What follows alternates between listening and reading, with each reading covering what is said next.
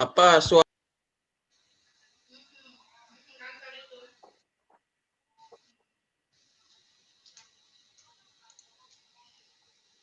Mas Nuriza suaranya hilang tuh.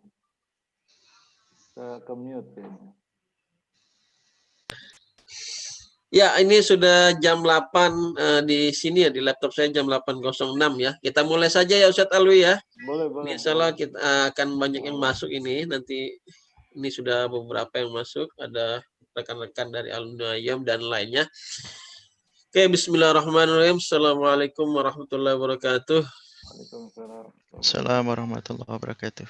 Ya, alhamdulillahirabbil alamin.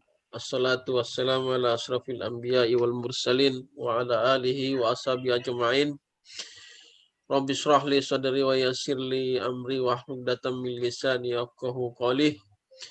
Allahumma inna nas'aluka fahman nabiyyin wa hifzal mursalin wa ilhamal malaikatil muqarrabin birahmatika ya arhamar rahimin. Alhamdulillah hari ini kita kembali mengadakan kajian online ya, alumni IUM Chapter Indonesia. Yang kali ini pembicara kita adalah Dr. Alwi Alatas ya, seorang pakar sejarah Islam yang bukunya itu sangat banyak ya, bisa kita temui di toko buku ya di Indonesia, terutama dalam bidang sejarah Islam ya. Beliau adalah alumni ya IUM dan juga merupakan dosen di IUM. Ya, jadi ini merupakan satu opportunity atau kesempatan yang sangat menarik bagi kita mendengarkan ya suatu kajian sejarah tentang khalifah. Jadi di grup sebelah itu sekarang juga sedang mengadakan kajian webinar, itu pembicaranya Prof. Azumari Azra dan Prof. Makin ya. Itu juga tentang khalifah dalam lintasan sejarah Islam. Jadi ini memang topik yang sangat hot. Saya kaget juga kok topiknya bisa sama gitu ya. Jadi di grup sebelah itu sekarang juga sedang mengadakan kajian webinar. Bang Delil kayaknya suaranya ini ya, kedengaran itu ya. Mungkin bisa di mute dulu. Saya mute dulu ya Bang. Ya, tanpa panjang kata ya, karena ini waktunya mungkin akan panjang ya, daripada nanti ini kita potong banyak kata, saya langsung saja kepada pembicara ya, Dr. Alwi Alatas untuk membahas tentang khalifah dalam sejarah Islam. Tafadhol Ustadz Alwi Alatas. Bismillahirrahmanirrahim. Assalamualaikum warahmatullahi wabarakatuh. Waalaikumsalam warahmatullahi wabarakatuh. Alhamdulillah rabbil alamin, wassalatu wassalamu ala asyrafil anbiya wal mursalin Sayyidina Muhammadin wa ala alihi wa sahbihi ajma'in. Pertama-tama kita panjatkan puji dan syukur kehadirat Allah Subhanahu wa taala. Salam serta salawat semoga senantiasa tercurah kepada junjungan kita Nabi besar Muhammad SAW beserta keluarga, para sahabat dan para pengikut beliau. Ya, ini Masya Allah, saya orang sini bilang teruja ya, mendapat undangan dari teman-teman alumni. Ini yang dengerin orang-orang besar ini. Saya agak sungkan ya. Tapi mudah-mudahan ini sekedar sharing ya. Dan kebetulan temanya tema yang sedang hot sekarang nih, sedang panas. Ini di mana-mana bicaranya khalifah, kekhalifahan ya.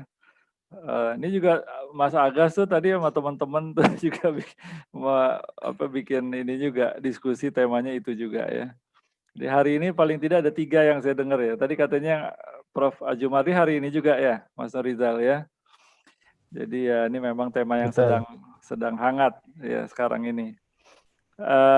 Ya saya akan coba membahas karena memang juga bidang saya juga sejarah, temanya juga tentang berkaitan dengan sejarah ya.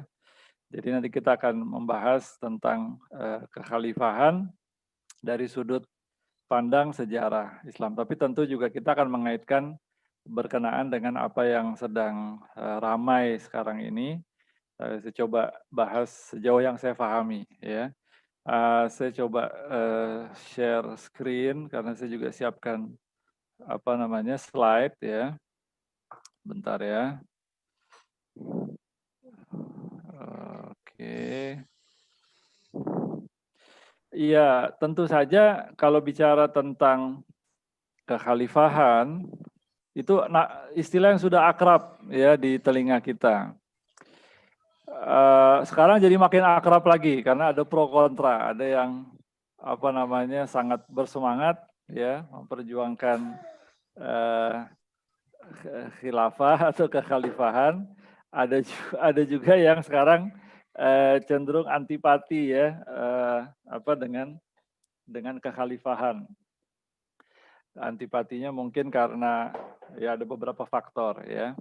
Jadi akhirnya sekarang ini agak susah kadang-kadang kita kalau mau bicara tentang kekhalifahan. Tapi kalau akademik insya Allah nggak apa-apa ya. Apalagi online ya. Jadi nah sekali lagi istilah kekhalifahan adalah sesuatu yang sudah cukup akrab di telinga kita. Saya akan mulai dari istilah dulu ya. Istilah khalifah, saya bukan pakar bahasa. Nah, ini yang saya angkat makna dari khalifah yang berkaitan dengan pembahasan kita kali ini.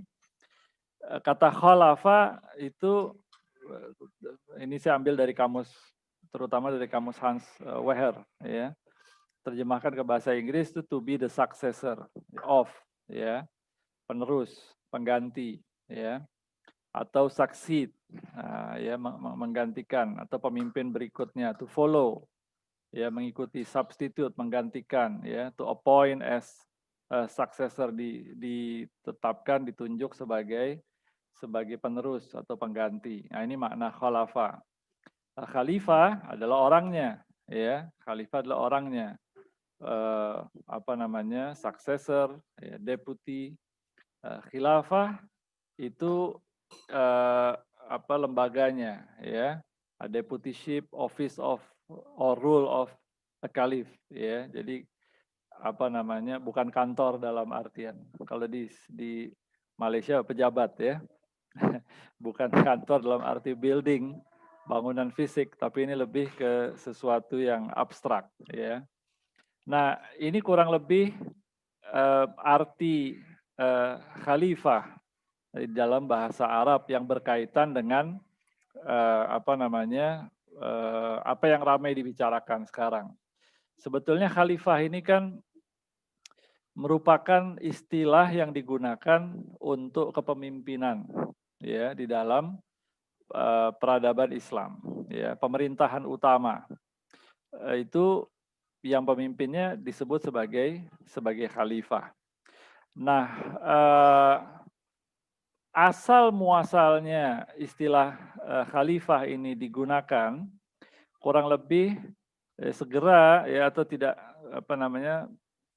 tidak lama setelah wafatnya Rasulullah Shallallahu Alaihi Wasallam, kemudian terpilihnya Abu Bakar As-Siddiq ya radhiyallahu anhu sebagai pemimpin umat selepas Rasulullah SAW, maka gelar yang diberikan kepada beliau pertama kali adalah Khalifatur Rasulillah ya.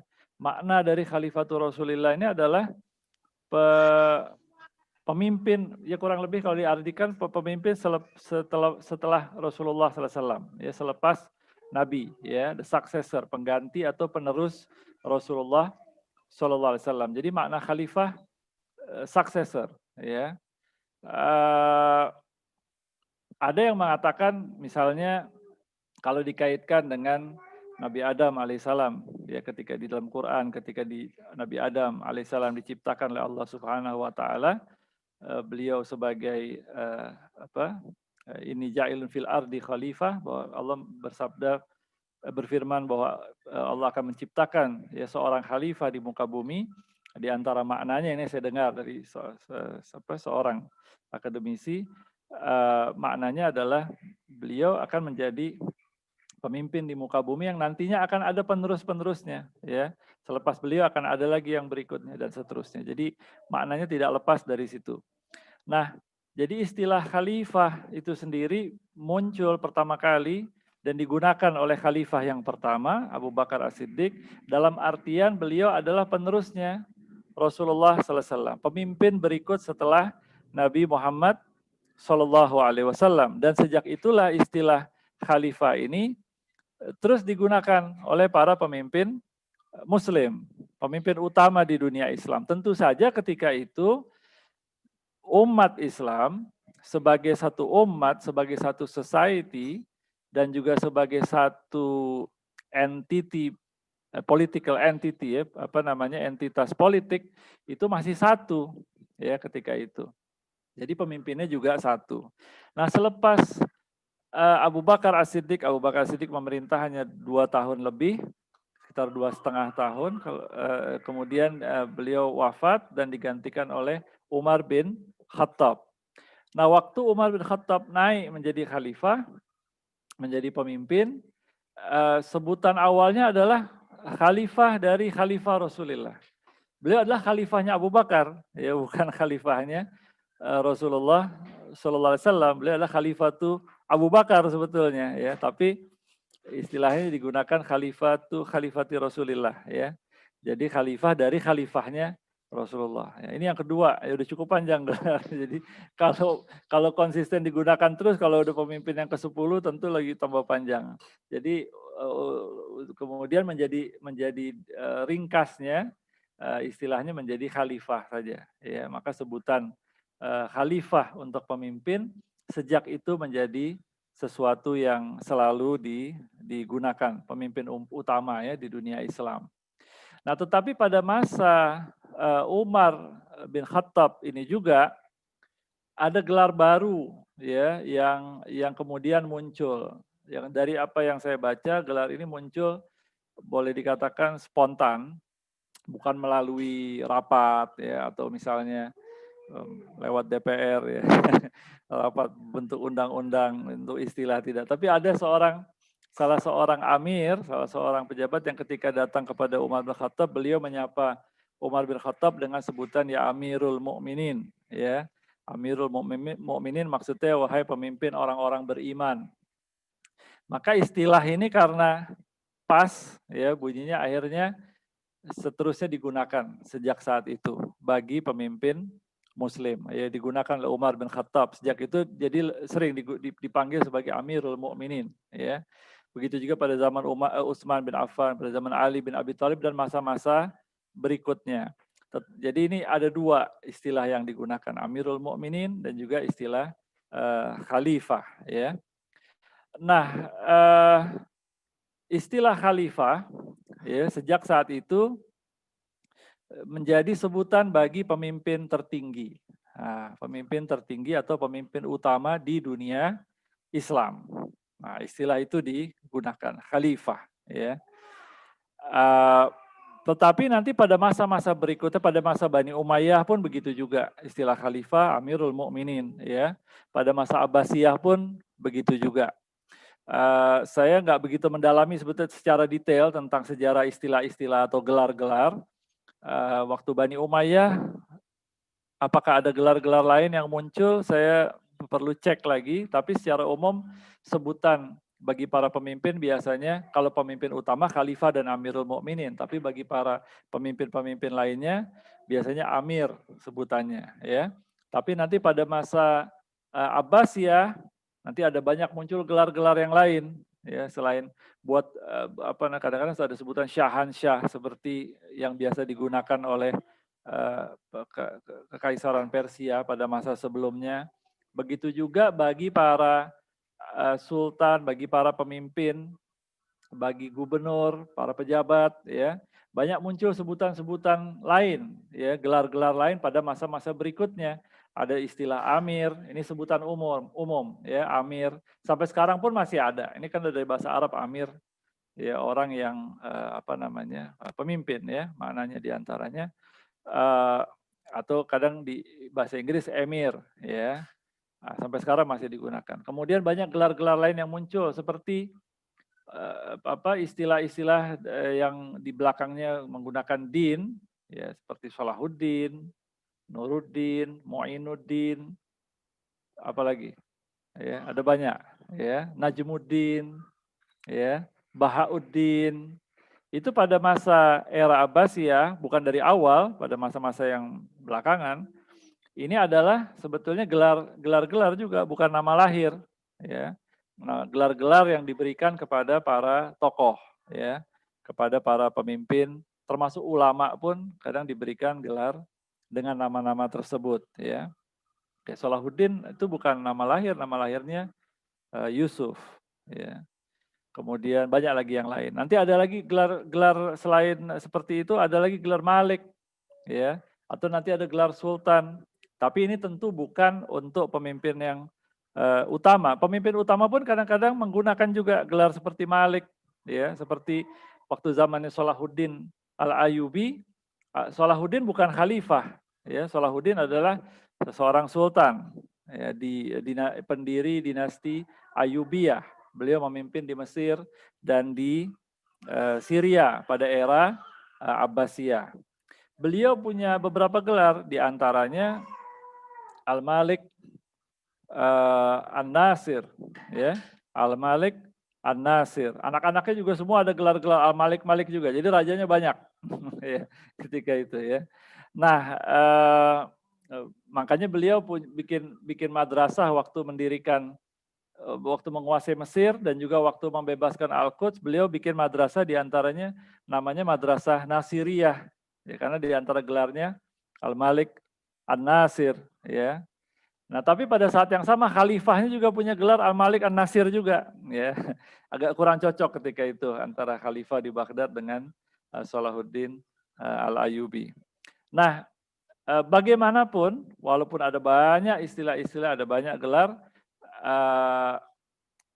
khalifah secara umum biasanya, ya, the office of caliphate, ya, atau kedudukan atau gelar khalifah biasanya hanya disandang oleh satu orang saja di dalam peradaban Islam. Ini dari segi istilah.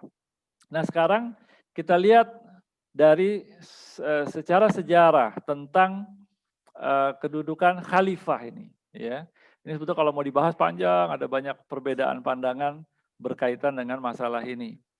Ada di dalam satu hadis, ya, di dalam Sunan Abi Dawud, tetapi ada yang menyebutkan status hadis ini sebagai hasan sahih, ya. Hadis ini menyebutkan bahwa Rasulullah SAW mengatakan khilafatun nubuwah. Nah, ini minta maaf nih, bagian saya ketutup nih bahasa Arabnya, tapi artinya, ya, khilafatun nubuwah, atau kalau dalam hadis lain ada yang bunyinya khilafah alaman hajin nubuwah, maksudnya kekhalifahan yang sejalan atau dekat, ya, karakteristiknya dengan kenabian, ya, atau yang paling dekat dari sisi keadilan, dari sisi cara pemerintahan. Tentu mereka tidak maksum, ya. Nah, khilafah an-nubuwah itu kata dalam hadis ini, ya, menurut Rasulullah SAW itu akan berlangsung selama 30 tahun, ya. Nah, setelah itu, ya, Allah akan yang berlaku setelah itu adalah kerajaan, ya, sistem kerajaan, ya, al-mulk, ya, al-mulk, sistem dinasti, ya, au mulkahu, ya, Allah akan memberikan kerajaan ini kepada siapa yang Dia kehendaki. Dan memang kalau dihitung, menurut perawi hadis ini juga menyebutkan, para sejarawan juga semuanya, setahu saya sama semua, ya, bahwa 30 tahun ini adalah pemerintahan Khulafa Al-Rashidin, ya, Khulafa Al-Rashidin, yaitu Abu Bakar As-Siddiq, Umar bin Khattab, Utsman bin Affan, dan Ali bin Abi Thalib. Dan ada juga menambahkan dengan Al-Hasan bin Ali. Dan Al-Hasan bin Ali 6 bulan memerintah kurang lebih, masa konflik ketika itu dengan Muawiyah, baru kemudian beliau menyerahkan kepada Muawiyah sehingga umat kembali bersatu, ya. Nah, kurang lebih ini 30 tahun masanya. Setelah itu beralih menjadi kerajaan. Saya kira ini juga pandangan yang diambil oleh Prof. Ajumardi Azra ketika mengatakan bahwa khalifah hanya Khulafa Rasyidin. Setelah itu bukan kekhalifahan, ya, kata beliau begitu. Saya setuju dengan itu secara substantif, ya, artinya dari segi substansi saya pun melihat bahwa kekhalifahan yang sebenarnya itu yang Khulafa Al-Rasyidin, ya. Yang setelah itu secara substansinya sudah berubah, ya, sudah mengalami perubahan, tetapi kita tahu dan kita tidak bisa menolak bahwa di dalam sejarah istilah khalifah tetap digunakan, ya. Istilah khalifah tetap digunakan pada masa-masa berikutnya, walaupun sistemnya berubah menjadi kerajaan. Jadi pada masa yang Khulafaur Rasyidin bukan dipegang oleh keluarga tertentu. Kalau Abu Bakar As-Siddiq walaupun semuanya Quraisy, ya, walaupun semua Quraisy, tetapi Abu Bakar As-Siddiq dari Bani Taim, Umar bin Al-Khattab dari Bani Adi, ya, kemudian Utsman bin Affan Bani Umayyah dan Ali bin Abi Thalib Bani Hashim. Ya, jadi mereka lain-lain. Dari Ali ke Al-Hasan memang sama-sama Bani Hashim, memang ke anak, tetapi karena di dalam wilayah kekuasaannya Ali yang dipandang terbaik oleh umat ketika itu adalah Al-Hasan bin Ali. Nah, baik, ini istilah khalifah, ya, al-khilafah. Istilahnya dulu kita perlu pahami. Nah, tetapi ada istilah lain. Nah, ada istilah imam, ya. Ini perlu difahami juga. Dan ini biasanya populer, sebetulnya enggak juga, ya. Untuk kepemimpinan politik lebih populer mungkin di kalangan Syiah untuk sekarang, ya. Tetapi sebetulnya kalau kita baca buku-buku Ahlus Sunnah, mereka pun membahas ketika bercerita tentang kepemimpinan, Al-Mawardi dan lain-lain, mereka menyebut istilah imamah juga. Ya, imamah maksudnya kepemimpinan, ya. Walaupun gelar yang digunakan bukan imam, ya, gelar yang digunakan oleh khalifah ketika itu bukan gelar imam, ya, tetapi secara makna posisi itu sebetulnya posisi imamah, ya, kepemimpinan di dalam dunia Islam. Nah, makna imam itu apa? Ini saya kira penting juga untuk difahami. Karena imam, ya, bermakna, kita tahu makna imam, ya. Imam ada dia bisa juga bermakna sebagai imam sholat, ya. Secara umum dia merupakan pemimpin, ya, leader, master. Sementara imamah itu adalah office-nya, ya. Office bukan dalam arti fisik, ya. Secara abstrak sama seperti khilafah, ya. Nah, ini imamah. Nah, yang menarik adalah imam ini berasal dari kata amma atau amama. Ini yang saya baca di satu artikel yang cukup bagus membahas tentang ummah, ya.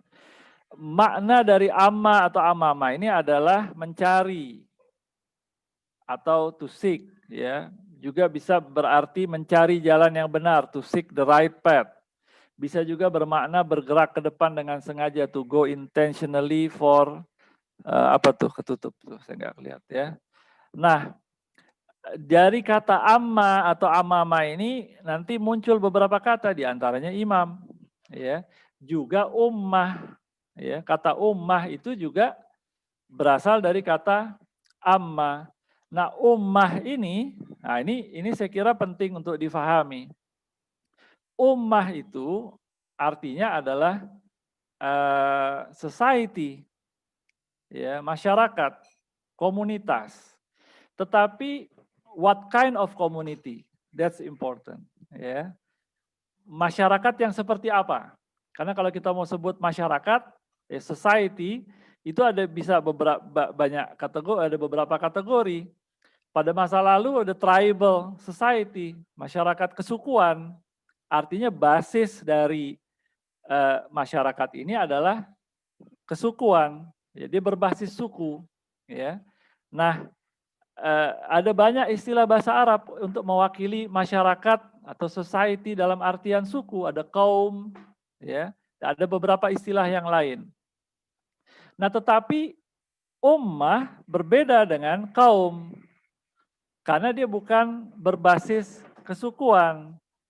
Ummah, kalau kita lihat juga dari akar katanya, ya, itu dia sebetulnya khusus digunakan untuk masyarakat berbasis agama, berbasis keyakinan, atau berbasis hukum yang berlandaskan kepada terutama kepada agama. Ya. Jadi ummah ini adalah bisa kita terjemahkan sebagai religious society, ya, masyarakat berbasis agama, masyarakat keagamaan. Ya. Nah, makanya ada yang menerjemahkan, ada kata umi, itu juga dari akar kata yang sama, ya, ibu. Ya. Sebabnya apa? Penjelasannya agak panjang, ya.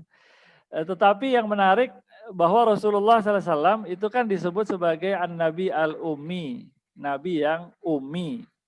Yang makna populernya adalah nabi yang tidak yang dalam bahasa Inggris illiterate, tidak bisa membaca, tidak bisa menulis, yang memang betul. Masyarakatnya pun begitu, secara umum masyarakat yang tidak bisa membaca, tidak bisa menulis. Ada yang bisa membaca menulis tapi 1-2, ya, jumlahnya terbatas. Secara umum mereka tidak bisa membaca, tidak bisa menulis. Tetapi ada yang menarik adalah ada yang mengartikan Nabi Al-Ummi sebagai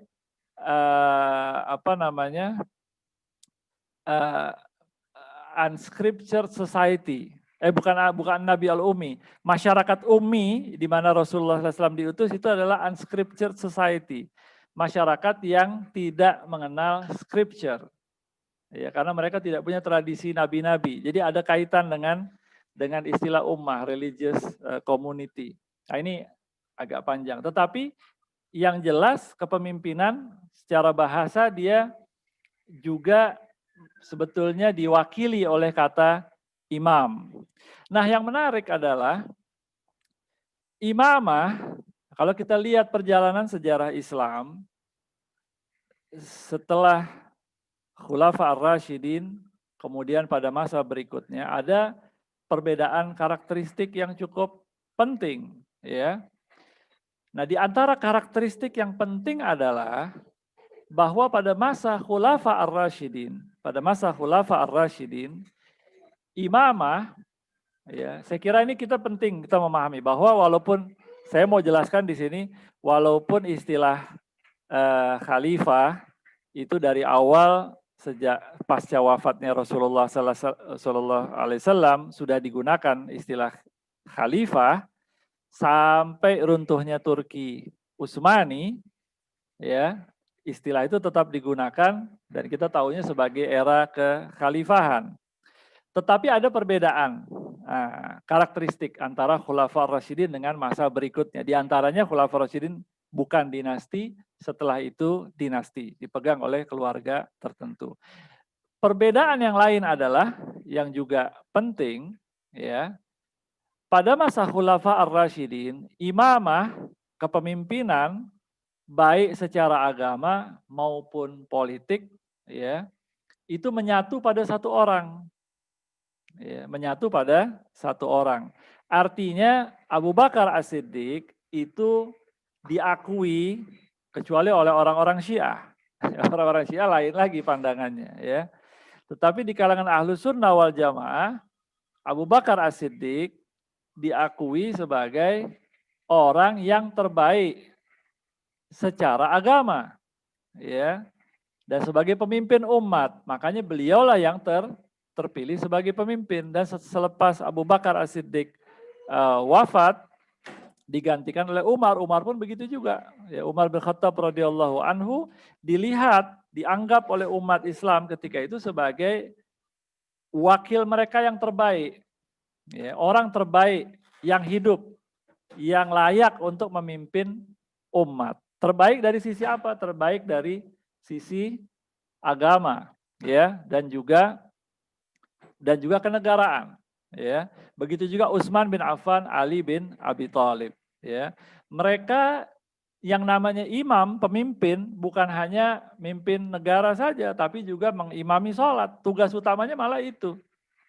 Sejak zaman Rasulullah SAW ketika di Madinah, beliau juga merupakan pemimpin negara.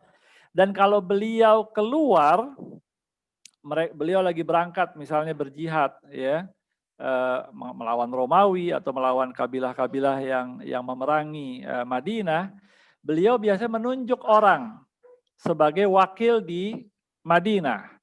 Kan nggak mungkin dia pergi, maksudnya pemimpin pergi tapi di Madinah kosong, nggak ada yang ditunjuk sebagai wakil.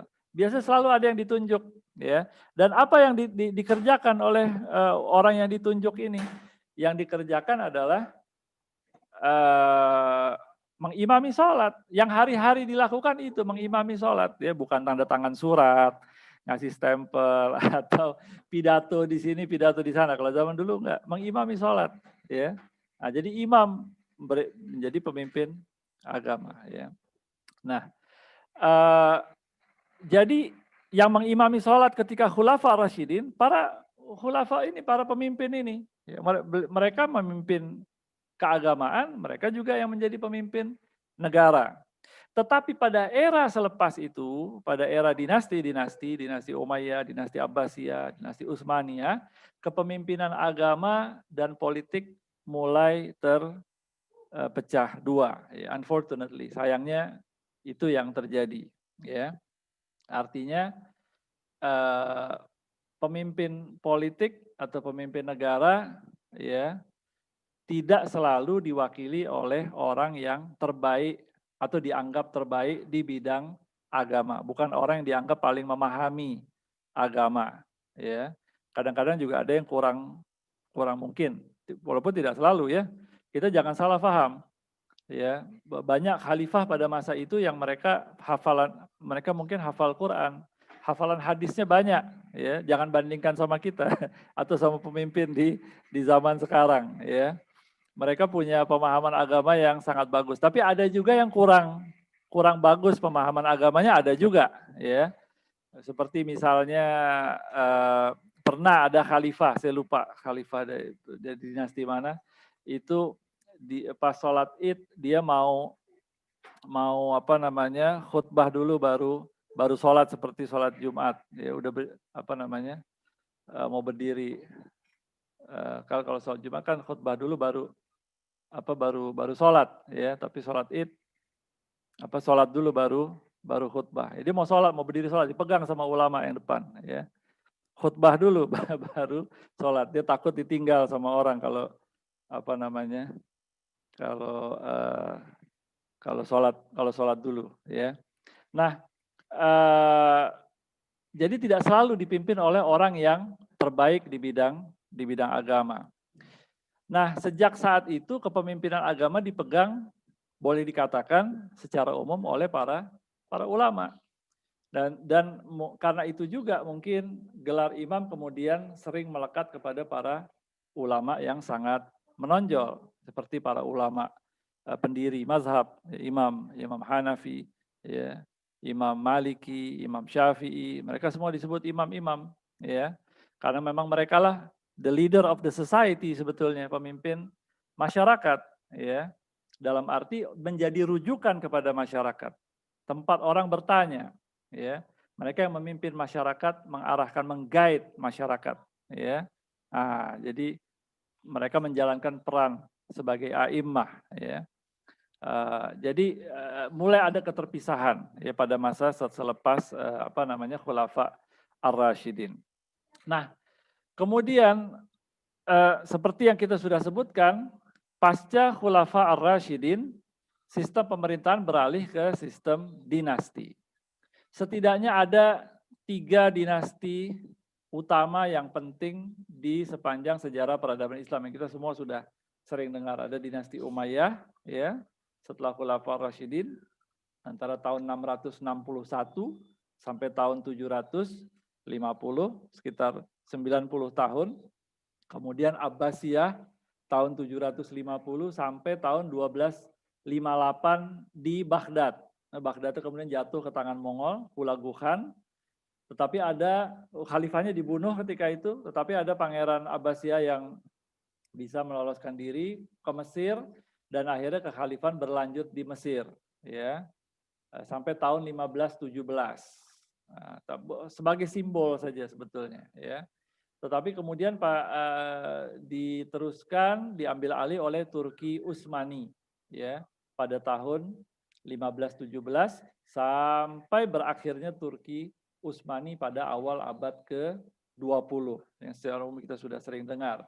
Nah, masing-masing dari dinasti tersebut boleh dikatakan mewakili bangsa-bangsa penting di dalam Islam. Bangsa Arab, dinasti Umayyah, Persia, Abbasiyah. Walaupun khalifahnya tentu saja Quraisy, ya, Abbasiyah, tetapi administrasi itu boleh dikatakan cukup dominan dipegang oleh orang-orang Persia yang menjadi wazir, yang menjadi orang yang menjalankan pemerintahan. Itu banyak dari kalangan orang-orang Persia. Ya, mereka punya pengaruh cukup besar. Jadi jangan dibayangkan orang-orang Persia semuanya Syiah sejak awal. Tidak, sebetulnya Persia, Iran, ya ini baru mayoritas Syiah abad 16 dan seterusnya sampai sekarang, ya. Nah, kemudian Turki Utsmani tentu saja orang-orang Turki, ya. Nah, makanya ada yang mengatakan, nah ini yang belum kebagian bangsa Melayu, ya. Ada sebagian ulama-ulama Arab mereka memotivasi, ya, motivasi kita, ya, orang-orang di Nusantara maksudnya, ya, ini giliran antum, ya, untuk bangkit memimpin umat, ya. Bisa apa enggak tergantung kita, ya kan, tergantung kitanya. Kalau syarat-syaratnya terpenuhi, ya insya Allah bisa, ya. Nah, kemudian sejak tahun 1924, ya sejak tahun 1924, sejak runtuhnya Turki Utsmani, tidak ada lagi dinasti yang menjadi pemimpin utama di dunia Islam, ya. Begitu pula istilah khalifah atau kekhalifahan juga tidak lagi digunakan, ya. Ada upaya-upaya dari negeri-negeri Muslim, dari para ulama, dari para tokoh selepas dihapuskannya kekhalifahan Turki Utsmani untuk upaya untuk menghidupkan kembali kekhalifahan. Ada gerakan khilafat movement, ya, ketika itu tahun 1920-an, ya, selepas dihapuskannya Turki Utsmani. Diadakan konferensi di Mesir, Saudi juga bikin, tapi akhirnya tidak ada hasil, ya, sehingga apa yang berlaku setelah itu adalah seperti apa yang kita ketahui sekarang.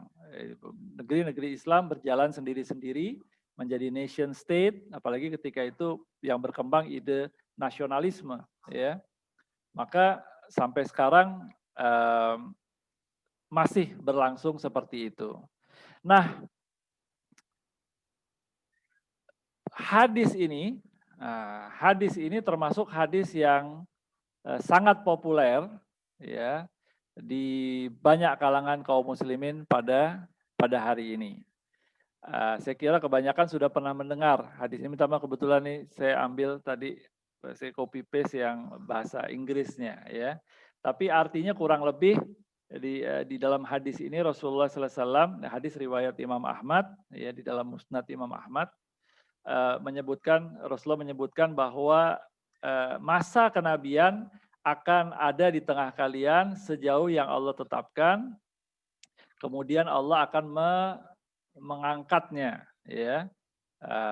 Kemudian setelah itu akan ada era, intinya singkatnya setelah masa kenabian akan ada periode berikutnya yang disebut oleh Rasulullah sebagai khulafa ala manhajin nubuwah, ya. Khulafa ala manhajin nubuwah. Jadi mirip seperti hadis sebelumnya, ya. Kemudian setelah itu masa berikutnya mulkan adon, ya, mulkan adon secara bahasa artinya kerajaan yang menggigit. Nah, ada yang mau menakwilkan mereka berusaha menggigit sunnah, tetapi kualitasnya tidak sebaik masa sebelumnya, khulafa ala manhajin nubuwah. Setelah itu beralih ke mulkan Jabarian, ya, mulkan Jabarian, raja diktator, ya, kerajaan dictatorship. Tapi setelah itu akan kembali kepada khilafah ala manhajin nubuwah, ya. Summa sakat, kemudian Nabi diam. Nah, kemudian Nabi diam, ya. Nah, hadis ini sangat populer walaupun ada perbedaan pandangan tentang kesohihan hadis ini. Setahu saya kayak Al-Albani mensohihkan hadis ini, tetapi juga ada ulama hadis lain yang menilai hadis ini tidak sampai ke derajat sohih. Ya, jadi status sanadnya masih diperbincangkan. Nah, kemudian makna yang paling populer adalah bahwa masa kenabian kita sudah tahu. Masa khulafa ala manhajin nubuwah saya kira juga relatif disepakati oleh para ulama, itu adalah 30 tahun yang pertama seperti yang hadis tadi saya sebutkan, ya. Tetapi apa yang berlaku berikutnya, mulkan adon dan mulkan jabarian, yang populer adalah mulkan adon ini adalah masa dinasti-dinasti sampai dihapuskannya Turki Utsmani pada tahun 1924, ya, atau 23 kadang-kadang juga disebut begitu. Dan masa setelah itu adalah mulkan Jabariyah, ya, mulkan Jabariyah. Oke, sebelum saya jelaskan lebih lanjut, hadis ini mengindikasikan adanya penurunan, ya. Tentu saja khulafa ala manhajin nubuwah walaupun masih bagus, masih sangat ideal, tetapi tentu kualitasnya tidak sebaik masa kenabian, kan nggak mungkin dibandingkan sama Nabi, ya kan? Setelah itu masa mulkan adon ini juga menurun. Saya kira para pemikir, para ulama saya kira sepakat bahwa makna mulkan adon ini kualitasnya menurun dibandingkan khulafa ala manhajin nubuwah. Kemudian mulkan jabarian dari segi bahasa saja, ya, kerajaan yang zalim, ya, yang dictatorship itu juga menurun lagi, ya. Jadi ada ini ada yang mengkritik bahwa seolah-olah the pattern, ya, of Islamic civilization itu kulminasi di awal kemudian langsung merosot, ya, langsung jatuh turun. Nah, kita perlu paham bahwa yang dimaksud oleh Rasulullah SAW di sini adalah dalam konteks spiritual, bukan dalam konteks fisikal, material. Ya, dalam fisikal material nanti masih naik ke Abbasiyah, tapi tentu saja yang paling penting bukan fisikal material, tapi yang spiritual yang lebih penting. Hadis ini sebetulnya menjelaskan tentang pola spiritual kepemimpinan di dunia Islam. Nah, kalau kemudian kita terima pandangan yang mengatakan bahwa mulkan Jabarian ini adalah era kita sekarang ini, berarti kita ada di era yang paling buruk sekarang ini, ya, di era yang paling jelek. Tetapi yang alhamdulillah dari sisi optimismenya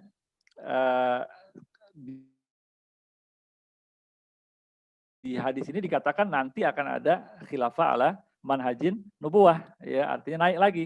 Summa sakat, kemudian Nabi diam. Nah, yang memiliki pandangan ini bahwa sekarang adalah era mulkan Jabarian, setelah ini akan ada khilafah ala manhajin nubuwah. Ini saya kira penafsiran yang populer, ya. Dan kemudian Nabi diam maksudnya kiamat. Ada yang menafsirkan begitu. Ya, Nabi diam maksudnya setelah itu akhir zaman sudah, ya. Nah, khilafah ala manhajin nubuwah yang nanti akan muncul itu apakah bersamaan dengan Imam Mahdi? Ya, ada juga berpandangan begitu, nanti berbarengan dengan eranya Imam Mahdi. Walhasil ada banyak penafsiran. Tetapi yang penting untuk kita pahami adalah bahwa hadis-hadis nubuwah ini kita tidak bisa memastikan 100%. Karena kita tidak tahu, wallahu a'lam bishawab. Penafsiran tadi mungkin saja betul, mungkin juga tidak sepenuhnya akurat. Saya pernah membaca juga sekilas ada penafsiran yang lain, ya, yang mengatakan kalau tidak salah setelah masa kenabian khulafah manhajin nubuwah yang 30 tahun khulafah rasyidin, kemudian setelah itu mulkan adon itu awal Bani Umayyah, ya, kemudian mulkan Jabarian masih juga khalifah-khalifah Bani Umayyah sebelum Umar bin Abdul Aziz. Kemudian khulafa alaman haji nubuwah yang kedua itu Umar bin Abdul Aziz. Ada yang mengatakan kalau tidak salah menafsirkan begitu. Saya kira itu juga bisa juga penafsirannya ke situ, ya. Nah, tetapi yang penting untuk kita perhatikan saya kira kalaupun kita terima hadis ini sebagai dengan pandangan bahwa sekarang kita era mulkan Jabarian. Sekarang kita ini era mulkan. Anggaplah itu yang betul. Sekarang adalah era mulkan Jabarian. Sementara dinasti-dinasti ada mulkan Adon. Nah, kalau kita berpegang pada hadis ini dengan penafsiran tadi, tidak tepat juga kalau kita katakan bahwa kekhalifahan itu berakhir tahun 1923 atau 1924. Karena di hadis ini masa setelah khulafa alaman haji nubuwah tidak disebut dengan kekhalifahan, disebutnya dengan mulkan Adon, ya. Jadi kalau mau konsisten harusnya kekhalifahan itu hanya yang khulafa rasyidin. Kan begitu. Ya mudah-mudahan paham ya. Atau kalau kita mau katakan bahwa yang mulkan Adon itu termasuk juga kekhalifahan, ya, artinya pemerintahan yang sistemnya masih bisa diterima oleh umat Islam, maka seharusnya mulkan Jabarian walaupun kualitasnya di bawah itu, secara sistem pemerintahan, maksudnya sebagai eksistensi pemerintahan, itu masih bisa masuk di dalam istilah khalifah. Ya, karena sama yang digunakan mulkan Adon, kemudian mulkan Jabarian. Ya, ini kan jadi perdebatan sekarang. Ya kan? Sebagian mengatakan kekhalifahan sudah hilang, ya perlu dihidupkan kembali gitu kan. Ada yang mengatakan kita bisa juga sebut Indonesia ini kekhalifahan, ya. Ini jadi diskusi panjang di soal ini ya. Nah, ada sebagian yang melihat ya bahwa berakhirnya kekhilafan. Minta maaf nih saya salah ketik ya. Berakhirnya kekhilafan pada tahun 1924 sebagai sebuah tragedi di dunia Islam ya. Dan upaya untuk mengembalikan kekhalifahan dipandang sebagai sesuatu yang mendesak bagi menyelesaikan persoalan umat Islam. Tentu saja berakhirnya Turki Utsmani itu merupakan satu kehilangan yang besar. Kita tidak bisa menolak hal itu, ya.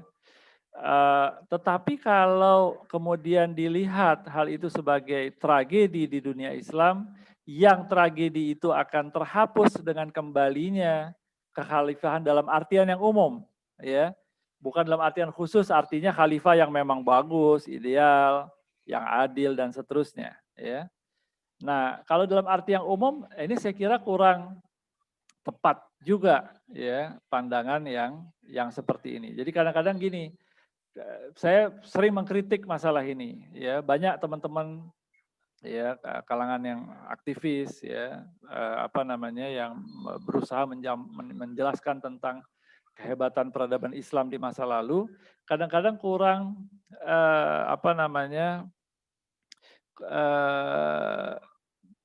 tidak memberikan gambaran atau pandangan yang utuh ya, dan kadang-kadang cenderung mengatakan seolah-olah ya misalnya semua masalah umat akan selesai kalau khalifah berdiri. Nah ini juga tidak tepat sebetulnya. Kenapa? Karena tentu saja institusi kekhalifahan pada masa lalu sebagai sesuatu yang baik, yang positif, tetapi pada akhirnya juga kita perlu melihat orangnya. Ya, maksudnya siapa yang menduduki posisi khalifah. Seperti misalnya pada zaman dinasti-dinasti yang memegang posisi itu juga disebut khalifah, tetapi orangnya tidak selalu memiliki kualitas yang terbaik seperti pemimpin yang di generasi yang awal. Jadi pada akhirnya lihat orang juga, siapa orang yang memimpin, siapa yang terpilih atau siapa yang dipilih, siapa yang menjadi pemimpin utama, bagaimana kualitasnya. Kembali ke situ lagi, ya. Karena pada masa dulu banyak juga sebetulnya masalah yang terjadi di dunia Islam, ya.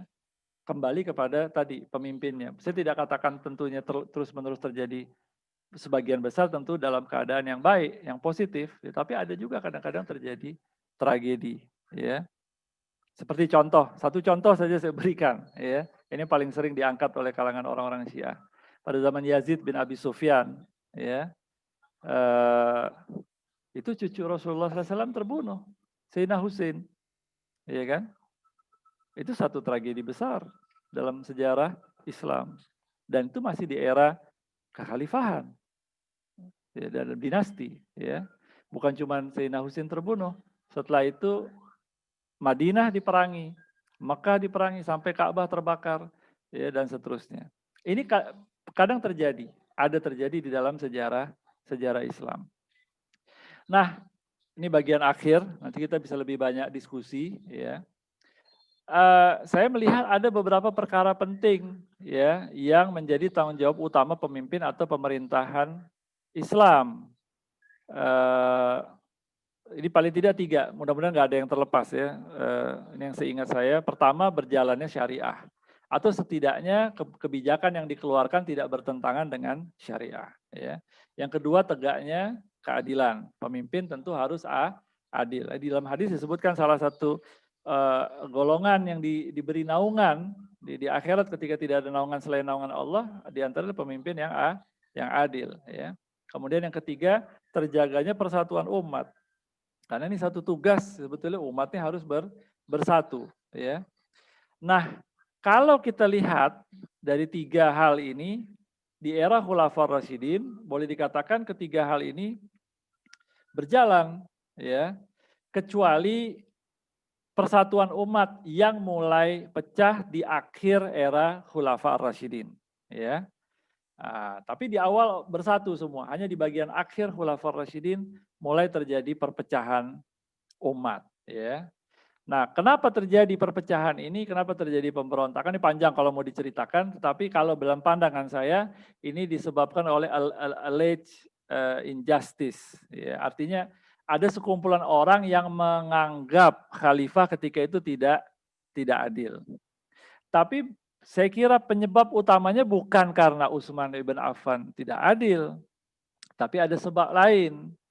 Nah, kalau merujuk pada teorinya Malik bin Nabi, ini sebetulnya periode mau beralihnya dari era spiritual ke era rasional, ya.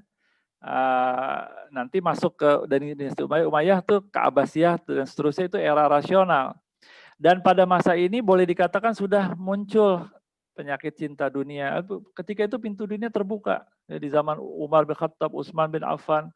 Artinya wilayah ekspansi begitu luas, ya, perbendaharaan masuk ke negeri Muslim, dan ini mulai terjadi hubud dunia dan akhirnya menimbulkan keretakan sosial, ya, keretakan sosial.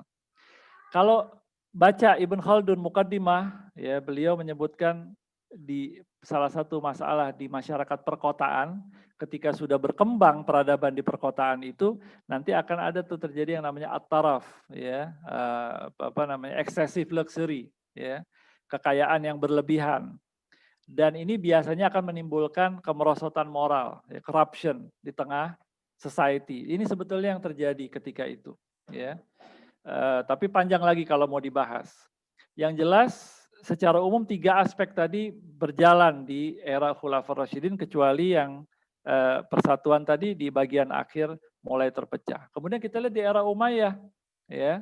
Di era Umayyah secara umum memang persatuan umat boleh dikatakan secara politik itu menyatu, walaupun sempat terjadi perang sipil, terjadi beberapa pemberontakan, ya. Tetapi keadilan tidak sepenuhnya berjalan, ya. Keadilan tidak sepenuhnya berjalan, bahkan cukup sering terjadi kezaliman. Kadang pejabat yang diangkat adalah pejabat yang efektif tetapi zalim, seperti Hajjaj bin Yusuf, sangat terkenal, ya, Hajjaj bin Yusuf. Kemudian hukum juga cenderung tajam ke bawah, tumpul ke atas. Saya tidak katakan semuanya begitu, tapi ini artinya kualitasnya tidak sebaik di era Khulafa al-Rasyidin, ya, dalam masalah ini.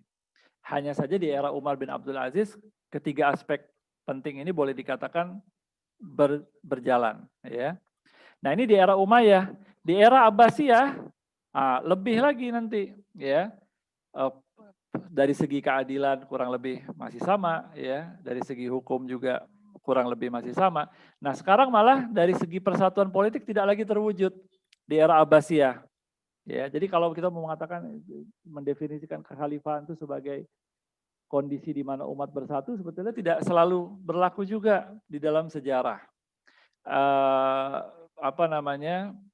Di era Abbasiyah ini ya mulai ada muncul dinasti-dinasti yang tidak berada di bawah kendali Baghdad. Bahkan sejak awal munculnya dinasti Abbasiyah. Walaupun, nah ini penting buat kita, walaupun secara entitas politik mulai terpecah, tetapi secara sosial, ekonomi, dan keagamaan itu tidak terpecah sebetulnya. Ya, hanya politiknya. Artinya gini, umat ketika itu mudah sekali berseliweran. Ya, kalau sekarang kan susah. Sekarang kita kalau dari Indonesia mau ke Saudi kan, ngurus visanya susah, atau ke negeri-negeri Muslim yang lain, ya tidak selalu mudah, ya. Kalau dulu tidak, dulu mudah, mereka mau melintas, mau berdagang, ya, atau mau belajar, itu nggak dilihat, wah ente orang mana nih, ente orang Andalusia, dimusuhi, tidak, ya. Kita bisa baca misalnya Rihlah Ibn Jubair, ya Rihlah Ibn Jubair. Ibn Jubair ini orang Andalusia. Dia pergi haji pada eranya Salahuddin Al-Ayyubi, ya, naik kapal, mendarat di Alexandria, kemudian terus lewat Mesir ke selatan, nyebrang Laut Merah, pergi haji, setelah itu baliknya ke utara. Jadi dia lewat jalur yang lain, jadi mampir-mampir dan ditulis dalam catatan travelnya. Tidak ada masalah, wah ente orang Andalusia, ente negara lain, karena pemerintahnya bermusuhan terus rakyatnya dimusuhin juga, itu tidak terjadi, ya. Secara umum tidak boleh bisa katakan tidak terjadi. Tapi secara politik mulai terpisah, ya. Nah, misalnya di awal era Abbasiyah itu sudah mulai muncul dinasti Umayyah di Andalusia. Dinasti Abbasiyah berdiri tahun 750. 756 itu dinasti Umayyah di Andalusia berdiri dan terpisah pemerintahannya, ya, walaupun dinasti Umayyah di Andalusia ketika itu tidak mengklaim dirinya sebagai khalifah. Khalifah tetap satu, ya. Selain Umayyah di Andalusia ada dinasti Idrisiyah di Maroko pada tahun-tahun setelah itu, nggak terlalu lama, masih di abad ke-8, ya. Ada dinasti Rustamid di Aljazair, ya. Mereka semua tidak mengklaim dirinya sebagai khalifah, ya. Tetapi juga tidak terkoordinasi secara politik dengan Abbasiyah. Tetapi pada abad ke-10, tadi abad ke-8, abad ke-9, abad ke-10 nanti muncul dinasti Fatimiyah. Ya, awalnya muncul di Tunisia, nanti akhirnya pusatnya pindah ke Mesir. Nah, dia fahamnya Syiah Ismailiyah, bermusuhan, hostile terhadap Baghdad. Dan sejak awal dia mengklaim dirinya sebagai khalifah yang sah, yang sebenarnya. Jadi ketika itu ada 2 khalifah. Kemudian kebetulan pada saat yang hampir bersamaan di Andalusia yang jadi khalifah adalah pada puncaknya Abdurrahman III. Abdurrahman III akhirnya mengambil posisi yang sama, mengklaim dirinya juga sebagai khalifah. Jadi sempat terjadi pada masa itu, pada abad ke-10, ya, ada umat punya 3 khalifah. Ya, sempat terjadi. Ini yang kita temukan di dalam sejarah. Nah, pada masa berikutnya, ya, Turki Utsmani. Ya, artinya pada zaman Abbasiyah 3 aspek yang tadi saya sebutkan itu juga tidak berjalan dengan ideal. Nah, pada era Utsmani, ya, Turki Utsmani berawal kurang lebih tahun 1300, ya. Awalnya tidak sebagai kekhalifahan, sebagai kesultanan. Baru tahun 1517 setelah dia sudah besar, ada harapan ekspektasi dari umat dari berbagai wilayah karena mereka mulai terancam oleh Spanyol dan Portugis.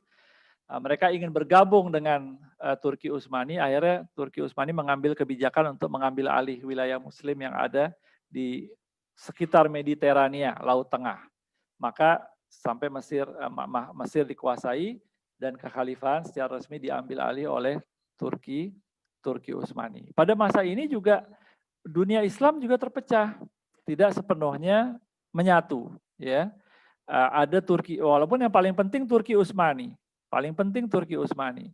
Tetapi selain Turki Utsmani, pada abad 16 itu sudah ada dinasti Safawi di Iran. Ini Syiah Isna Asy'ariyah. Ini sejak era itulah, ya, di bawah dinasti Safawi ini Iran menjadi mayoritas Syiah, ya. Kemudian di India ada dinasti Mughal, ya. Nah, jadi itu pada abad 16, abad 17, ya, abad 18 ada 3 yang besar-besar ini, ya, dinasti besar. Ada lagi dinasti-dinasti yang lain yang di mana? Nusantara ada banyak kerajaan, ya, dan mereka walaupun tidak selalu saling berkoordinasi, tetapi mereka dalam kesempatan-kesempatan tertentu, terutama ketika ada ancaman dari luar, mereka bersama-sama berusaha mengusir Portugis misalnya, ya. Nah, ini yang terjadi di dalam sejarah Islam. Jadi saya kira kita penting buat kita untuk memahami apa yang berlaku di dalam sejarah ini, terutama berkaitan dengan institusi kekhalifahan. Tentu, nah ini saya kira penting ya untuk saya garis bawahi. Ini bagian akhir. Setelah ini kita bisa diskusi. Kalau kita melihat politik atau kenegaraan sebagai sesuatu yang paling penting atau segala-galanya, yang saya ceritakan ini akan menimbulkan kesedihan dan keputusasaan gitu. Ya, artinya gini, selama ini kita terutama kalau baru belajar sejarah Islam gitu, nostalgia ya, oh peradaban Islam hebat, ekspansinya luar biasa ya, banyak. Tentu banyak hal-hal positif yang saya tidak sempat ceritakan dalam kesempatan kali ini ya. Tapi mungkin cerita yang saya sampaikan ini akan menimbulkan kesedihan. Loh, ternyata begitu ya, apa namanya, sejarah Islam, khalifah dan lain-lain. Tidak, kalau buat yang belum atau jarang mendengar mungkin akan melihat itu tidak seideal yang dibayangkan. Tapi kita perlu ingat bahwa politik dan kenegaraan bukan segala-galanya, ya. Ada aspek-aspek lain yang tidak kalah penting, yang saya kira juga kita perlu ambil sebagai perhatian. Sekedar sebagai penutup saja, misalnya di Indonesia, ya. Walaupun kan baru-baru ini kan, ini juga ramainya kan karena belum lama ini keluar film Jejak Khalifah di Nusantara. Saya salah satu narasumber sebetulnya, tapi akhirnya saya tarik diri karena satu sebab ya. Walaupun kita perlu mengkaji, artinya network di dunia Islam termasuk hubungan dengan pusat pemerintahan Islam, kita perlu kaji sebagai semangat mengkaji sejarah. Tetapi sejauh yang kita pahami, para sejarawan pahami atau datanya kita temukan sejauh ini mungkin juga karena jarak yang jauh dengan pusat kekuasaan Islam. Walaupun ada, terutama dengan Aceh, itu memang ada hubungan, tetapi hubungan itu juga bukannya terus-menerus. Pada abad 16, kemudian nanti abad 19 akhir mulai diupayakan lagi. Tapi selebihnya lebih bersifat mandiri. Kita jangan lupa bahwa kaitannya dengan Nusantara, itu yang penting sebetulnya bukan hubungan Nusantara dengan pusat pemerintahan Islam, tetapi peran yang lebih penting lagi sebetulnya adalah ya bukan jejak kekhalifahan, tetapi jejak ulama. Jejak ulama atau the network of the scholars, ya, jaringan ulama, jaringan ilmu di Nusantara dengan di dunia Islam yang lain. Itu yang punya peranan yang saya kira paling besar dalam konteks Nusantara dan juga mungkin di beberapa negeri yang lain. Saya kira itu saja, sekedar men-trigger ya. Minta maaf kalau agak panjang pembahasan saya. Lebih kurang saya mohon maaf. Wabillahi taufiq wal hidayah. Assalamualaikum warahmatullahi wabarakatuh. Waalaikumsalam warahmatullahi wabarakatuh. Syukron kathiran ya, Ustaz Alwi. Pembahasan yang sangat menarik ya tentang khalifah dalam lintasan sejarah Islam ini. Tadi sudah banyak disampaikan oleh Ustaz Alwi ya, dengan berbagai macam rujukannya ya. Tadi ada dari Malik bin Nabi dan Ibnu Khaldun dan lain-lainnya. Mungkin saya buka pertanyaan buat rekan-rekan yang ada di sini semuanya. Silakan langsung diajukan kepada Ustaz Alwi.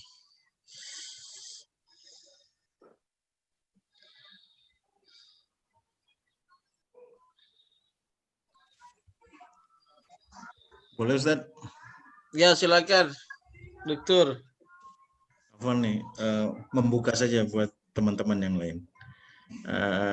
Dokter, ini saya merujuk pada bukunya Yusuf Qaradawi, judulnya Distorsi Sejarah Islam. Yang ada terjemahan, saya baca terjemahannya yang dikeluarkan kalau nggak salah oleh Al-Kautsar ya. Lupa saya ininya, penerbitnya ya. Yang warna biru itu depannya. Di situ satu statement yang disebutkan oleh Syekh Yusuf Qaradawi, dia katakan bahwa kadangkala pembaca sejarah itu terlalu fokus pada konflik-konflik yang terjadi pada elit-elit kesultanan atau pada masa kekhalifahan. Dan dia tidak melihat secara menyeluruh bahwa Islam menjadi tuntunan pada seluruh jazirah. Jadi kalaupun ada konflik, itu mungkin cuma ada di pusat, tapi di seluruh negeri, di pelosok-pelosok, semuanya berlangsung damai gitu, mengikuti tuntunan syariat Islam. Sehingga ilmu dalam periode Islam itu muncul zaman keemasannya gitu ya. Para pemikir itu mendapatkan tempat yang baik untuk bisa mencari ilmu dan menggali ilmu. Ini minta pendapat dari antum, Ustaz. Karena kita biasanya sudah menjudge bahwa masa sejarah Islam hanya melihat konflik-konflik itu dan kemudian langsung berkesimpulan banyak kelamnya gitu ya. Padahal ratusan tahun mereka bertahan, bahkan Abbasiyah bisa 800 tahun. Itu bukan sesuatu yang main-main gitu ya. Pasti ada sistem yang bisa mempertahankan itu semua. Dan konflik-konflik itu dianggap sebagai sebuah bunga-bunga dalam sebuah pemerintahan ya. Tapi sistemnya secara umum menurut Syekh Yusuf Qaradawi itu berjalan dengan baik. Jazakallah khair. Iya, syukron Dr. Ali. Ini bagus sekali ya. Alhamdulillah muncul pertanyaan ini. Jadi saya juga bisa menjelaskan. Jadi memang apa yang saya jelaskan tadi memang tentu tidak menggambarkan seluruh aspek ya dalam perjalanan sejarah Islam. Betul apa yang dikatakan tadi bahwa banyak aspek-aspek positif ya, banyak aspek-aspek positif. Nah, penjelasan saya tadi sebetulnya lebih bersifat evaluasi secara umum dalam konteks yang timbangan spiritual ya, komparasi secara umum ya antara khalifah yang awal dengan yang berikutnya, personal dan seterusnya. Tapi memang betul bahwa terlepas dari ada kekurangan, kadang ada konflik-konflik ya, tapi banyak juga prestasi yang lain ya, yang memang saya tidak sempat ceritakan di sini ya. Seperti zaman Bani Umayyah misalnya, selain ekspansi wilayah yang besar, berkembangnya sistem administrasi ya, mulai ada sistem pos ketika itu, kemudian dicetaknya mata uang. Nah, ini orang ekonomi banyak nih dan lain-lain ya. Pada zaman Abdul Malik bin Marwan kalau tidak salah yang pertama kali ya. Dan banyak lagi prestasi-prestasi yang lain. Itu terutama dari sisi fisikal peradaban ya. Dan memang betul bahwa dengan berkembangnya peradaban Islam, di bawah peradaban Islam inilah banyak muncul para ulama, ya, orang-orang soleh. Itu dari sisi keagamaan, ya, ilmu pengetahuan berkembang. Nanti di zaman Abbasiyah banyak muncul saintis dan seterusnya ya. Jadi tentu apa yang saya jelaskan tadi tidak menafikan bahwa ini juga perlu kita ingat ya, bahwa ada banyak juga aspek-aspek positif di dalam peradaban Islam. Tapi memang dalam beberapa waktu belakangan ini saya cenderung ketika membahas saya buka ada aspek yang kurang kurang enak didengar, karena gini, saya kepengen kita ini umat Islam ini mulai melihat atau mempelajari sejarah tidak semata dari aspek yang sifatnya nostalgia. Ya, tentu itu memberikan semangat, ya, memberikan semangat. Tapi kita juga perlu tahu juga ada aspek-aspek yang mungkin kurang positif, tapi kita mau belajar dari situ. Ya, kita ingin mempelajari sejarah. Jadi saya kira begitu. Jadi memang betul, ya. Nanti mungkin kalau ada kesempatan, kapan-kapan nggak tahu lah. Saya beberapa kali membahas di beberapa forum sejarah dinasti Umayyah, dinasti Abbasiyah. Jadi kita bahas juga hal-hal yang positifnya, ya, prestasi-prestasinya, ya. Dari segi sains, apalagi di zaman Abbasiyah, saintis yang muncul banyak sekali, ya. Dari segi keagamaan pun terjadi kematangan, munculnya misalnya fikih, ya. Itu kan munculnya mazhab fikih itu kan satu taraf kematangan dalam satu disiplin ilmu. Nanti teologi juga muncul, ilmu hadis, ya. Jadi banyak sekali hal yang menarik, ya. Jadi syukran nih Dr. Ali jadi mengingatkan kita semua juga, ya, bahwa ada juga, jadi kita jangan lupa, jangan terus jadi pesimis. Ya, banyak hal positif di dalam peradaban Islam, insyaallah. Assalamualaikum. Ya, silakan Pak Salim Abdullah, langsung kepada Ustadz Alwi.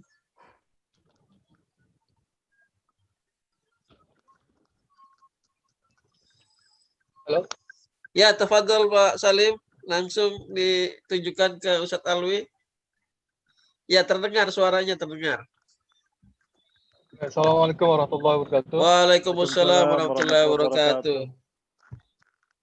Ustadz Alwi yang saya hormati, tadi sempat dibicarakan atau diungkapkan tentang syarat Indonesia untuk menjadi pemimpin dunia, ya. Mungkin bisa disebutkan menurut Ustadz seperti apa itu, dan bagaimana dengan Turki hari ini? Mungkinkah bisa muncul sebagai sebuah kekuatan yang akan mengembalikan khilafah alam menjadi nubuat atau apapun ilahnya untuk memimpin dunia? Terima kasih. Assalamualaikum warahmatullahi wabarakatuh. Assalamualaikum warahmatullahi wabarakatuh. Iya, ini ditanya juga akhirnya yang ini. Jadi saya beberapa tahun yang lalu, saya dalam satu forum juga ada yang bertanya seperti itu. Malah penanya yang mengangkat ke saya, ini ada ulama dari Timur Tengah yang mengatakan kemungkinan kebangkitan umat ke depannya dipimpin oleh dari timur. Mereka sebutkan ada ungkapan begitu, ya, nanti kebangkitan akan datang dari timur. Nah, ini mereka berharap dari Indonesia. Nah, saya nggak enak kalau mau bahas di sini. Saya sejujurnya secara pribadi saya termasuk yang ketika itu terutama ketika itu termasuk yang sangat pesimis gitu. Tapi mungkin saya salah, ya, mungkin saya salah. Nah, terus terang kalau mau menjawab pertanyaan tadi syarat, ya, tentu kan segala sesuatu ada syaratnya. Saya juga belum memiliki jawaban yang utuh. Saya pun lagi terus memikirkan apa saja syarat-syarat penting, ya, perlu dikumpulkan dari para pemikir juga. Tapi di dalam yang saya pahami sejauh ini ada beberapa yang saya kira perlu menjadi perhatian penting buat kita, ya, buat kita umat Islam di Indonesia, di Asia Tenggara, kalau kita mau menjadi pemimpin umat ke depannya. Yang pertama adalah dua saja, ya. Tentu bukan mungkin ada yang lain-lain, ya, tapi dua ini saya kira penting. Yang pertama adalah izzah, ya, harga diri, ya, izzah.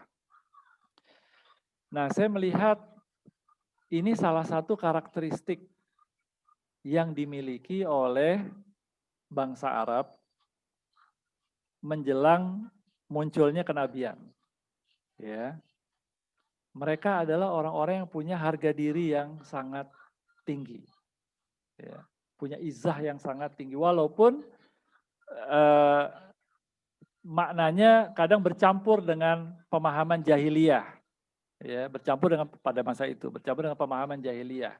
Mereka sampai ke tingkat kita bela saudara kita yang zalim dan mazlum, kan gitu kan. Itu kan harga diri itu. Saya punya saudara, saya mesti bela. Ya. Yang mazlum, yang terzolimi saya bela. Yang zalim saya bela juga. Ini salah. Ya. Nabi kemudian meluruskan makna membela yang zalim maksudnya dengan meluruskan dia.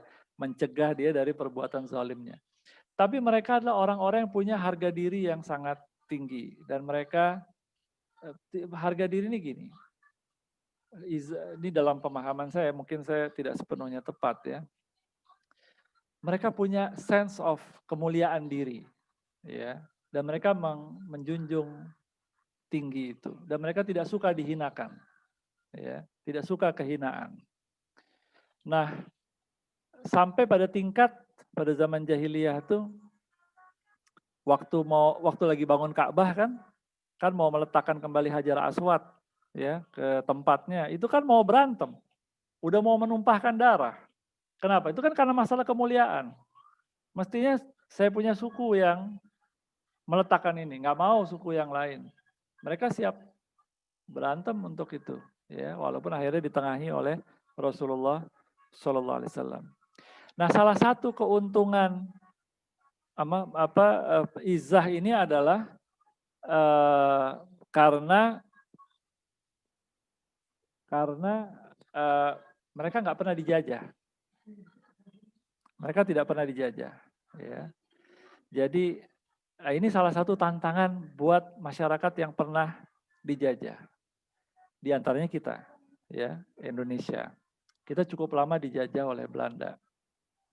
Nah, penjajahan ini punya pengaruh cukup besar terhadap rasa kemuliaan itu. Ya. Kita masih ada kecenderungan kalau ngelihat orang luar itu lebih hebat dari kita. Nah, ini masalah. Ini yang harus diubah. Ya, cara pandang ini harus diubah. Mentality ini harus diubah. Lain sama Turki. Turki yang sekarang ini dia nggak sampai dijajah, walaupun dia berubahnya dari dalam. Ataturk gitu kan dari dalam, tapi dia tidak sampai dijajah secara langsung. Mereka masih punya sense of izah itu, ya kan? Dia tidak memandang dirinya lebih rendah daripada Barat. Artinya potensi itu ada di mereka cukup menonjol. Nah, saya kira ini salah satu yang perlu menjadi perhatian kita, ya. Perlu dibangun itu, ya, izah, ya, kemuliaan diri itu. Tapi hati-hati kalau kelebihan nanti jadi bisa sombong. Izah ini dia pertengahan, kalau ekstrimnya dia jadi sombong, ya. Sombong jadi haram. Nah, jadi saya kira ini penting, ya, izah. Yang kedua ilmu. Nah, karena membangun peradaban besar itu salah satu kunci pentingnya adalah ilmu. Kadang-kadang bangsa yang besar kalah ditaklukkan oleh bangsa lain. Seperti Islam pernah Baghdad, Irak, dan banyak kawasan timur itu pernah jatuh, kalah oleh Mongol. Tapi Mongol lemah secara ilmu dan culture. Makanya akhirnya Ilkhan State, dinasti yang didirikan oleh Hulagu Khan di Iran dan sekitarnya, generasi kesekian rajanya jadi Islam. Karena terpengaruh secara budaya, terpengaruh secara ilmu oleh bangsa yang dia jajah. Kenapa? Karena kekuatan ilmu dari masyarakat Islam yang ada di sana ketika itu. Nah, ini sebetulnya kunci penting buat kita kalau kita mau menjadi pemimpin peradaban. Saya punya bayangan, kita nggak usah muluk-muluk mau bangun militer, mau bangun apa. Tadi izahnya dikuatkan, kedua bangun ilmu, budaya ilmu yang kuat. Kita masih sangat lemah dalam dua hal ini, kalau menurut saya, termasuk budaya ilmu, ya, itu masih sangat lemah. kalau saja ke depan kita bisa membangun, ada kota-kota tertentu di Indonesia yang menjadi pusat ilmu yang skalanya internasional, para ulama dari Arab, dari mana datang ke misalnya ke Bandung atau ke Surabaya atau ke Jakarta untuk menuntut ilmu, ya. Nah, kita punya seperti Al-Azhar misalnya di Indonesia. Wah, itu kita punya potensi besar, ya, menjadi pemimpin peradaban di dunia Islam. Saya kira itu saja, ya, untuk syarat.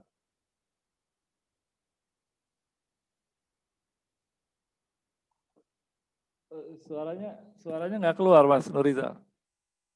Iya, makin menarik ya ini ya. Syukran Ustadz Alwi dan Pak Salim atas pertanyaannya. Ya. Iya, tadi mengenai budaya ilmu ya, saya pernah mendengar juga Prof. Wan ini mengatakan bahwa negara yang kecil yang mempunyai budaya ilmu yang besar bisa mengalahkan negara yang besar yang mempunyai budaya ilmu yang sangat kecil. Ini salah satu yang selalu saya dengar, ya, Prof. Wan mengatakan itu. Ya. Kita bisa melihat sekarang bagaimana negara-negara kecil seperti Jepang yang tingkat budaya ilmunya tinggi, ya, itu bisa menguasai negara-negara yang besar ya dalam bidang teknologis atau sains. Ya mungkin lainnya ada pertanyaan ya. Ini kita satu lagi pertanyaan.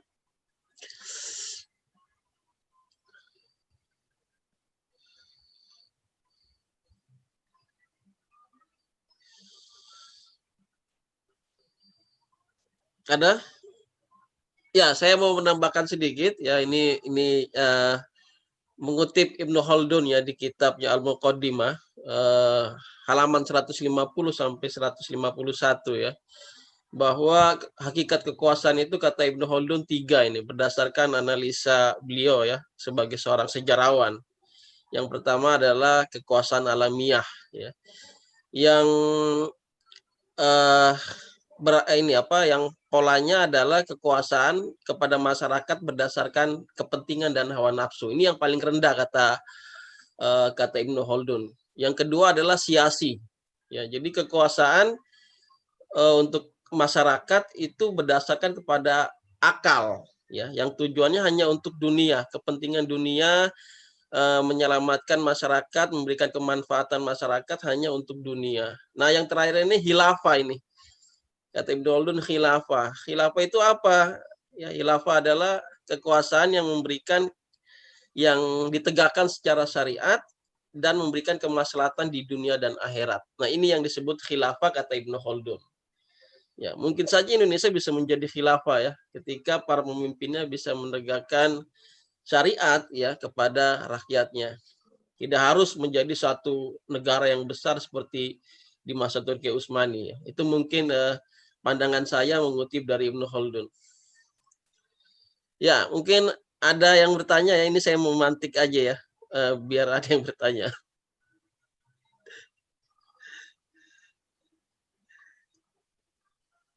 Atau sudah tidak ada ya, mungkin kita meminta closing statement dari Ustadz Alwi ini ya. Ini sangat menarik ya, nanti kita akan buka kajian-kajian sejarah lagi. Ya, karena sejarah ini memang sangat penting ya, tapi tidak dijadikan sebagai nostalgia. Ya, tapi harus menjadikan ibro bagi kita ya, baik itu dari sisi positif maupun sisi buruknya ya. Sehingga menjadi evaluasi untuk kita ya, bagaimana kita kembali bangkit ya. Ya, bukan hanya menjadi nostalgia tadi kata Ustadz Alwi. Ya, silakan Ustadz Alwi di closing ya, statement ya buat rekan-rekan yang hadir di sini dan yang ada di YouTube ya, yang sedang melihat saat ini. Ya, baik. Ya, saya mungkin termasuk yang sering saya sampaikan juga termasuk di forum-forum lain ya, saya cenderung mengingatkan banyak teman-teman kalangan aktivis Muslim ya, supaya mulai menggeser pandangannya,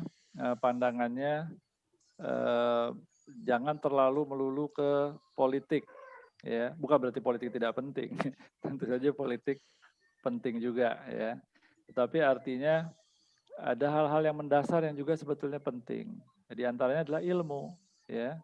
Nah, saya kira ini yang perlu menjadi penekanan dari kaum muslimin, dari kita semua. Karena kalau ini kuat, dikuasai, nanti aspek-aspek yang lainnya juga insya Allah akan mengikut juga, ya, termasuk dari sisi politik, ya.